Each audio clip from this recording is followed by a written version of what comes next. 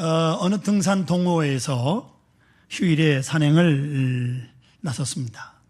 정상에 절경이 빼어난 지방의 어느 무명산이 목적지였습니다. 회원 모두가 설렘을 가득 안고 큰 기대 속에 아침 일찍 서둘러 떠났습니다. 산길이 유독 험하고 가파른 산길을 많은 시간 걸려 정상으로 보이는 지점에 도착을 했습니다. 그런데 문제는 말로 듣던 만큼 놀랄 정도의 절경이 보이질 않는 거예요.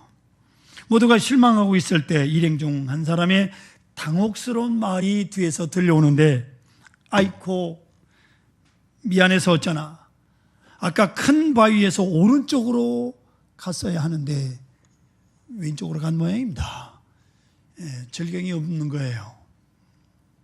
여러분, 이렇게 엉뚱한 곳으로 가서 엉뚱한 것을 기대하면 안 되죠. 저는 이야기를 들으면서 우리의 신앙이 목적지를 잘못 간 산행과 같지는 않은지 되돌아보는 시간이 됐으면 합니다. 2017년 여러분의 신앙의 목적지는 어디였습니까? 유명한 빌리 그레엄 목사님 설교 중에 이런 재밌는 내용이 있어서 인용을 합니다. 동독과 서독이 하나가 되기 전에, 통일이 되기 전에 동독의 개 한 마리가 베를린 장벽을 넘어서 서독으로 귀환을 했습니다. 사람이 아닌 개가 귀환을 한 겁니다. 사람들이 개를 붙잡고 물었습니다. 서독 사람들이 개하고도 말이 통하는지 모르겠어요. 왜 왔냐? 동독에서 먹을 걸 안 주냐? 그랬더니 아니라고, 먹을 걸 준다고.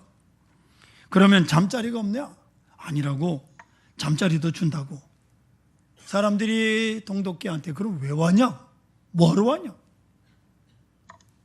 동독개가 이렇게 대답을 합니다. 동독에서는 마음껏 짖을 수가 없어서요 하고 대답을 했습니다. 무슨 얘기입니까? 마음껏 짖을 수가 없어서 넘어왔다는 거예요. 이렇게 자유가 소중한 겁니다. 동독에서는 개도 마음껏 못 짖는 모양이에요. 보세요, 여러분, 부자라고 성공한 것은 결코 아닙니다. 권력을 얻었다고 성공한 것도 아닙니다. 문제는 그가 얼마나 자기 자신으로부터 자유하나인 것입니다. 그 자유의 영역만큼 행복을 누리게 마련입니다. 또 그 해방의 의미가 무엇인지를 내가 확실히 알고 있는가? 그것이 그 사람의 가치를 가늠하고 그것이 성공의 기준이 되는 겁니다. 여러분, 참 자유의 뜻을 모르면 벌써 그는 자유인이 아니고 노예입니다. 그 자유의 가치를 알 때 비로소 그는 참 자유인이 되는 거예요. 보세요, 노예 상태라고 하는 것과 노예성이라고 하는 건 전혀 다릅니다. 노예 상태에서 벗어났는데 노예성을 아직도 버리지 못하고 있다면 이 사람은 자유인이 아니에요. 이걸 잊지 말아야 합니다. 물리적, 정치적, 경제적 자유가 주어진다고 자유인이 된 게 아닙니다. 문제는 자유성이 있어야 돼요. 무슨 얘기인고 하니, 여전히 노예의 속성을 가지고 살고 있다면 그는 어디에 있든지 노예인 거예요. 독일의 교육학자 헤르바르트라고 하는 사람은 이렇게 말합니다. 인간이 추구해야 될 윤리적 이상, 이상적 인간상, 참 자유인으로서의 길이란 어디에 있느냐? 아주 확실하게, 아주 결정적으로 이분이 얘기를 합니다. 5가지인데 첫째가 내면적 자유 이념을 이분은 말합니다. 외적인 것이 아니라 내면적인 것, 내면적 자유를 얼마나 누리느냐 하는 거예요. 정신적으로, 특별히 양심적으로, 그리고 신앙적인 자유를 말하는 겁니다. 결국 어떤 환경에 있느냐가 중요한 것이 아닙니다. 내면적 자유가 없는 사람은 결코 자유인이 아닙니다. 두 번째가 완전성의 이념이라고 말을 합니다. 다시 말하면 절대적 선을 추구해야 한다는 거예요. 자유란 여러분 절대적인 겁니다. 이렇게 하면 없어지고 저렇게 하면 생기고 뭐 이런 게 자유가 아닙니다. 가난하든 부하든 건강하든 병들든 심령은 항상 자유로워야 돼. 아멘. 마음은 자유로워야 된다고 말이에요. 감옥에 있어도 그 양심은 자유로워야 돼. 사도 바울이 빌립보 감옥에 있었지만 밤새도록 의도 터져서 피가 나고 쑤시지만 그는 감옥에서 찬송과 기도를 합니다. 그는 양심의 자유가 충만했기 때문에 할 수 있었던 거예요. 이런 절대적 선, 그것에 마음을 두어야 비로소 자유인이라고 말할 수 있는 거예요. 셋째가 호의의 이념입니다. 무슨 얘기인가 하니 자기 희생을 통해서 비로소 자유인이 된다는 거예요. 타인의 행복을 원하는 것, 자신의 의지로 남을 돕는 것을 말합니다. 아십니까? 많이든 적든 받으면 노예요. 주면 자유인입니다. 내가 뭘 받는 것만 좋아한다면 나는 여지없이 갈 데 없는 노예요. 신세지면 벌써 그만큼 노예가 되는 거예요. 매이는 거예요. 오히려 남에게 베풀고 살면, 많이 베풀고 살면 그만큼 그는 자유인이 되는 것이옵니다. 우리는 누구의 사랑을 못 받는다고 불만스러워하지만은 받으면 벌써 나는 거기에 매이는 겁니다. 나는 호의적으로 베풀면서 많이 자유인이 된다. 아주 뜻깊은 말이죠. 베푸시면서 자유하시기를 바랍니다. 넷째가 정의의 이념을 말합니다. 자유는요, 정의에 기준하는 겁니다. 결코 방정일 수가 없어요. 정의가 있고서야 그 위에 자유가 있는 거예요. 다른 의지와 충돌을 일으키지 않고 조화를 이루는 거예요. 다른 사람의 의지를 존중하는 것을 의미합니다. 다른 사람을 깔아뭉개고 거기에 자유가 있는 게 아니에요. 다섯 번째가 공정성의 이념을 말합니다. 의지의 결과로 생긴 행동에 책임을 지는 겁니다. 다시 말해서 모든 자유인 여러분, 책임이 뒤따른다는 사실을 잊지 마시기를 바랍니다. 나는 자유로운 행위에 내가 책임을 져야 하는 거죠. 나는 방종하면서 그 책임은 다른 사람이 질 수가 없지요. 다른 사람에게 그 책임을 지라고 하면 안 되는 거죠.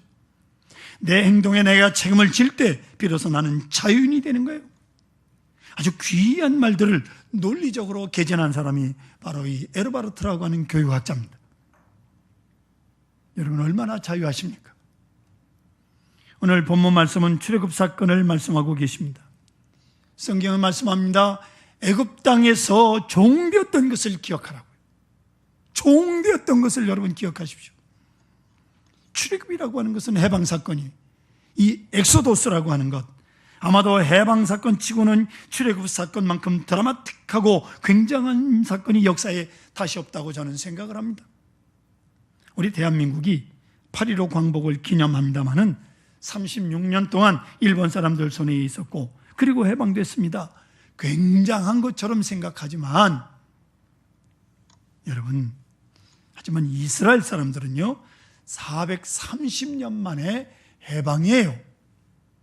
그것도 노예 생활로 430년. 노예로 태어나 노예로 살다가 죽어간 사람들. 이 사람들이 자유를 얻으리라고 그 누구도 상상할 수가 없었습니다. 오직 하나님의 큰 능력과 이적과 기사로서 이룩된 어마어마한 사건이 출애굽 사건이옵니다. 하나님께서 모세를 보내시고 하나님의 능력으로 속량하시고 그래서 출애굽이 가능했던 거예요. 10가지 재앙을 내리고 그래서 바로의 항복 선언과 함께 이스라엘 백성들이 자유하게 됐습니다. 그런데 이것이 문제가 있는 거예요. 이렇게 되어 정치적으로 물리적으로 자유를 얻긴 했습니다마는 이 이스라엘 사람들이 자유인이 됐느냐 하는 겁니다. 자유를 얻었으나 자유인이 아니요, 해방은 됐으나 그들의 생활 습성과 그들의 사상과 그들의 믿음, 그들의 사람됨은 여전히 노예였다고 하는 겁니다. 저는 이 출애굽기를 읽을 때마다 가끔 화가 날 때가 있어요. 왜 그렇게 했습니까? 이 이스라엘 사람들, 이 사람들 애굽에서 얼마나 드라마틱하게 구원을 받았습니까? 그러면 광야에 나와서 좀 고생이 되더라도 노예로 살다가 죽느니 광야에서 죽는 한이 있어도 자유인으로 죽으니 행복한 거 아니겠습니까? 이렇게 생각해야 되는 건데, 그런데 어떻습니까? 조금만 어려운 일을 만나도 그만 애굽으로 돌아가자고 하는 말이 나오니 이게 말이 되는 겁니까? 어떻게 애굽에 돌아가자는 말을 할 수 있습니까? 심지어는 모세를 때려 죽이고 가겠다고까지 합니다. 사람들이 못돼도 아주 못됐어요. 보통 못된 게 아니에요. 그래서 제가 욕을 합니다. 나쁜 사람들. 그런데 이스라엘 사람들만 나쁜 사람들이 아니에요.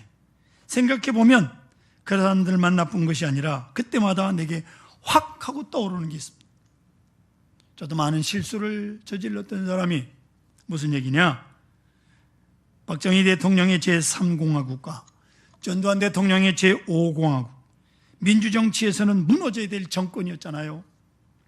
민주화의 길이 멀고 멀게 느껴졌던 유신 긴급조치 활동, 그리고 전두환 정권의 군부 독재, 얼마나 많은 민주인사를 투옥시키고 체육관 대통령이 된 권력이 3과 5공화국의 역사입니다.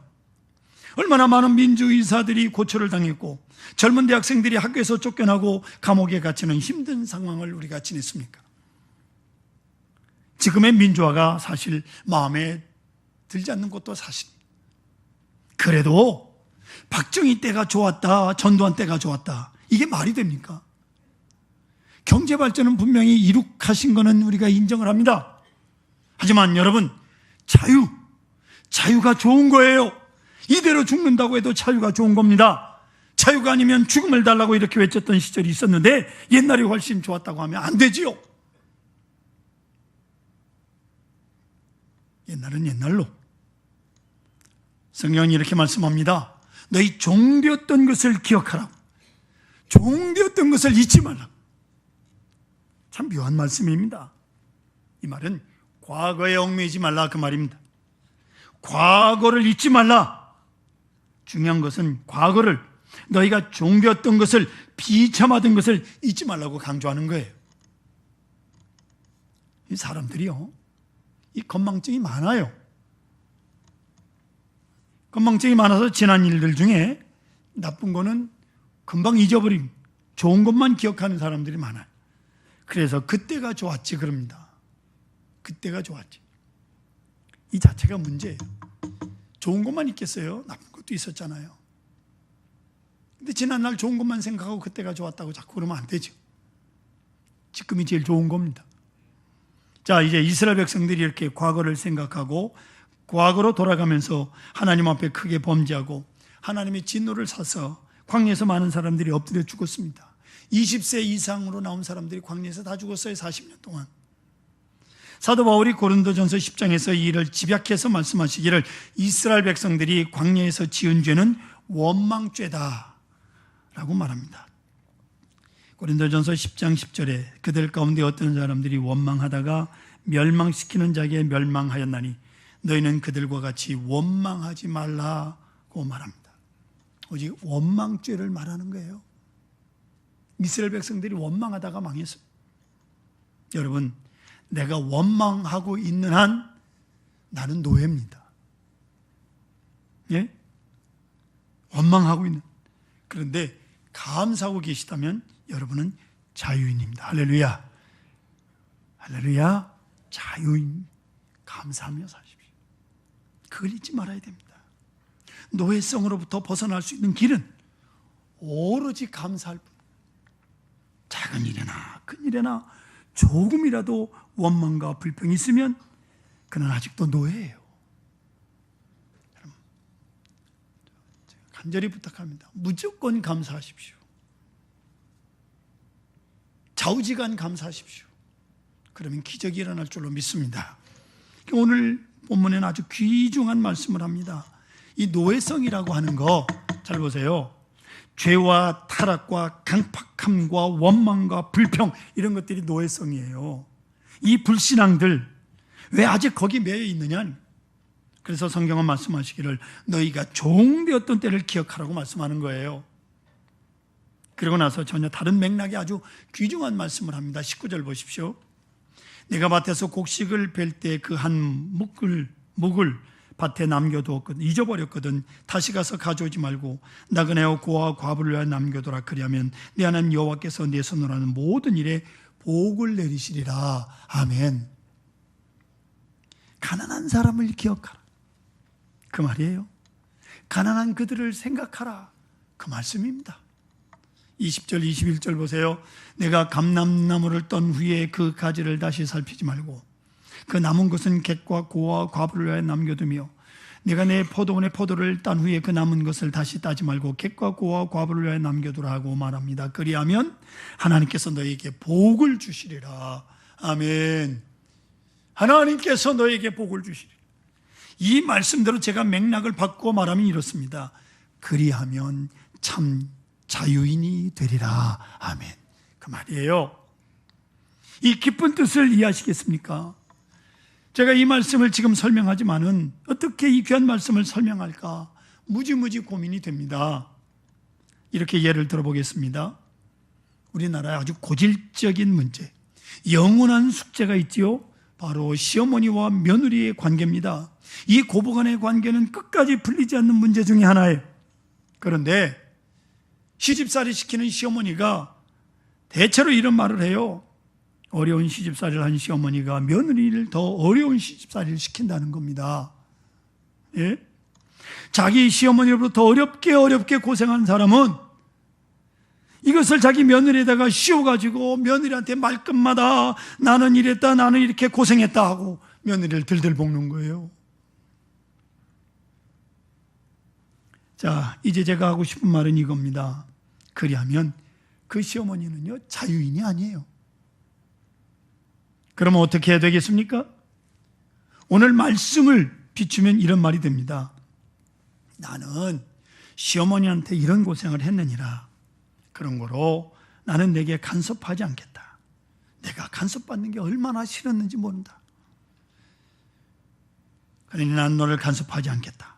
그릇을 깰 수도 있다. 깼느냐? 깰 수도 있지. 새 거 싸면 되지. 괜찮다.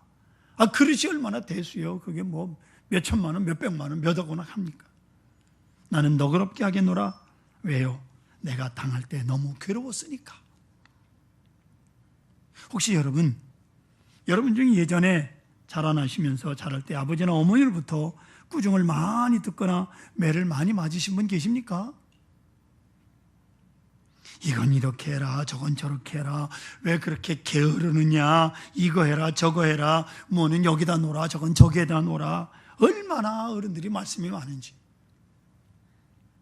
참 들으면서 싫었던 기억들이 있으십니까? 그래서 저는 자녀들을 기를 때 그렇게 심하게 잔소리를 한 것 같지 않습니다. 공부요? 저도 하기 싫은데 아이들에게 왜 잔소리를 합니까? 공부하라고. 예? 얼마나 하기 싫은 걸 억지로 했는데 자기가 알아서 하면 되는 거지.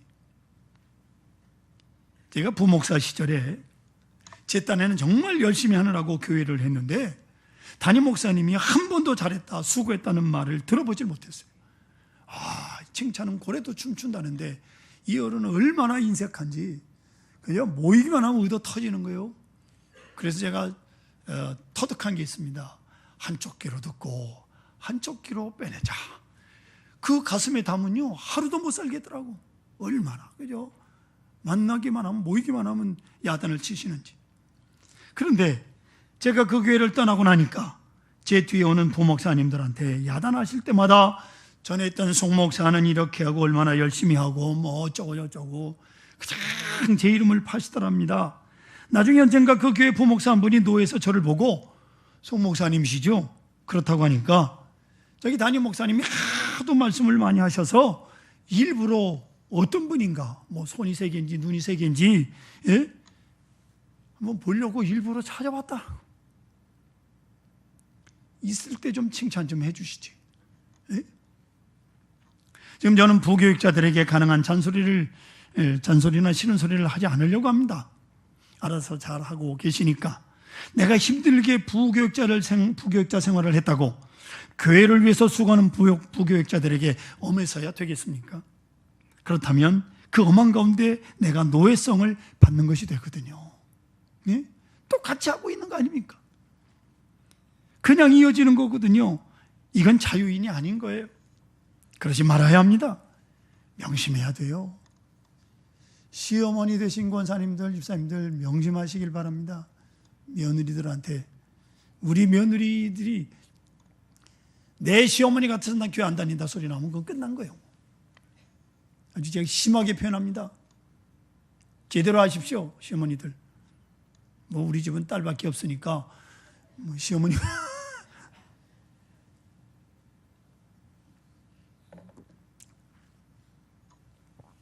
에베소서 4장 28절 앞에 보십시오. 도둑질하는 자는 다시 도둑질하지 말고 돌이켜 가난한 자에게 구제할 수 있도록 자기 손으로 수고하여 선한 일을 하라고 사도 바울이 말합니다.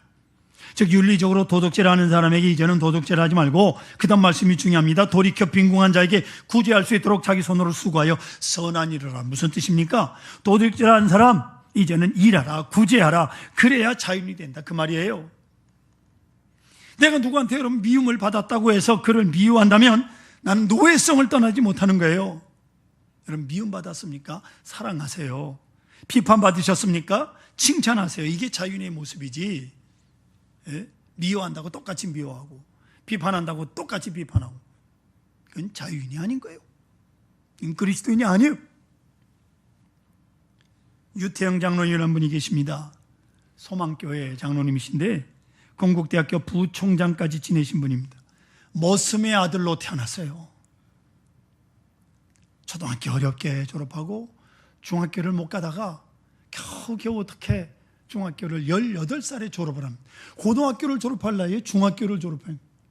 억지로 서울에 올라왔습니다. 공부하려고. 누가 받아줍니까? 돈이 있기래요. 구두 닦기, 미국 무대 하우스보이, 아스케키 장사 안 해본 게 없어요. 억지로 고등학교 졸업하고 대학을 졸업합니다. 농촌이 잘 살아야 되겠는데 그러다가 보니까 덴마크라는 나라가 농촌이 잘 사는 거예요.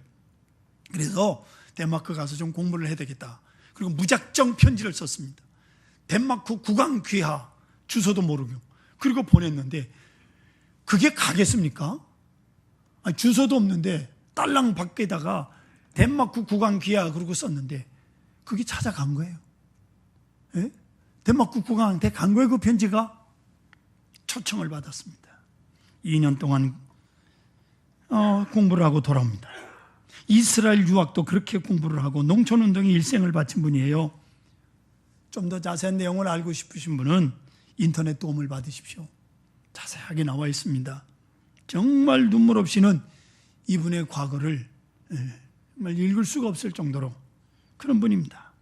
근데 지금은 은퇴하셔서 뭘 하시느냐?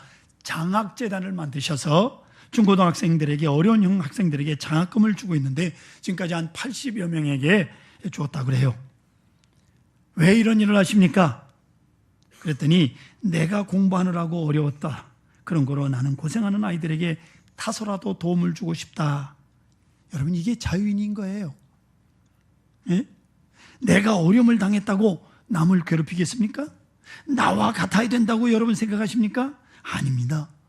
참 자유인은 어떤 사람일까요? 깊이 생각하시길 바랍니다. 매트 팍스라고 하는 영성신학자가 쓴 영성자비의 힘이라고 하는 책이 있어요. 여기서 현대인이 스스로 삶의 의미를 무의미하게 만드는 요소 3가지가 있다고 말합니다. 매트 팍스가 말하는 이 삶의 무의미한 것, 첫째는 굳은 마음이, 강팍한 마음이 남의 말을 안 들어요. 도대체 요즘 사람 자기라고 하는 감옥에 갇혀서 자기 동굴 속에 들어앉아가지고 편견에 빠져서 스스로 비참한 노예가 되고 있다는 것을 모르고 있는, 자기만 모르고 있어요. 다른 사람은 다 아는데. 이게 현대인이 잘못 사는 길이에요. 두 번째로 자기 사랑에 집착하고 있다는 거예요. 여러분, 내가 나를 사랑한다고 사랑하는 것이 됩니까? 이웃을 사랑하고야 나를 사랑하게 되는 겁니다. 남을 행복하게 하고야 내가 행복해지는 거예요. 남을 불행하게 만들면서 내가 행복해진다. 천만의 말씀. 여러분, 잘났건 못났건 아내 얼굴에 웃음을 주고야 나도 좋은 거 아닙니까? 아내한테 그냥 가만히 앉아가지고 물 떠오라고. 지는 손이 없어 발이 없어. 왜 앉아가지고 마누라를 시켜요? 그런 남편들 회개하십시오. 남편들이 아내한테 잘해야 아내가 행복해. 남도 자기도 행복한 거지. 앉아가서 시키면서 그게 행복인 줄 알아. 남의 눈에 눈물 나게 하면 그리고 나는 행복하겠다? 천만의 말씀. 망상이요. 그렇지 않습니다. 자기 사랑에 집착할 때 가장 불행한 사람이 된다는 사실을 잊지 마시길 바랍니다. 세 번째로 무감각하다는 거요. 현대인들은 기쁜 일도 없고요, 슬픈 일도 없어. 감사도 없고 감동도 없어. 도대체 제가 여러분 찬송 부를 때 여러분 얼굴을 자세히 봅니다. 표정이 없어. 어떻게 돼? 찬송 힘있게 하십시오. 곡조가 붙은 기도입니다. 열심히 하십시오. 감사함으로 찬양하세요. 할렐루야. 너무나 무감각해요.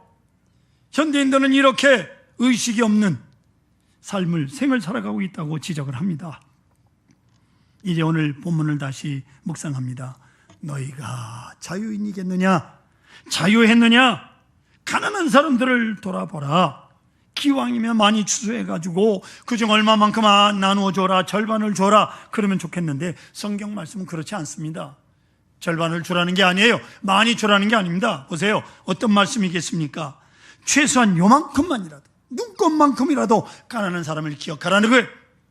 보리 벨 때 이삭은 남겨두고 포도 딸 때 싹쓸이로 깨끗이 따지 말라. 그만큼이라도 자비한 마음을 가질 때 너는 자유인이 되리라. 하나님께서 내 가정에 복을 주시라. 이렇게 말씀하고 있다. 갈라디아서 5장 1절 사도 바울을 통해서 주신 주의 말씀을 같이 읽겠습니다. 그리스도께서 우리를 자유롭게 하려고 자유를 주셨으니 그러므로 굳건하게 서서 다시는 종의 멍에를 매지 말라. 할렐루야. 우리는 결코 다시 비참한 노예가 돼서는 안 됩니다. 노예성을 버리십시다. 노예성으로부터 자유하십시다. 그래야 할 때 하나님께서 그 민족, 그 가정, 그리고 그 개인에게 복을 주신다고 말씀하셨습니다. 참 자유인이 되시기를 축원합니다.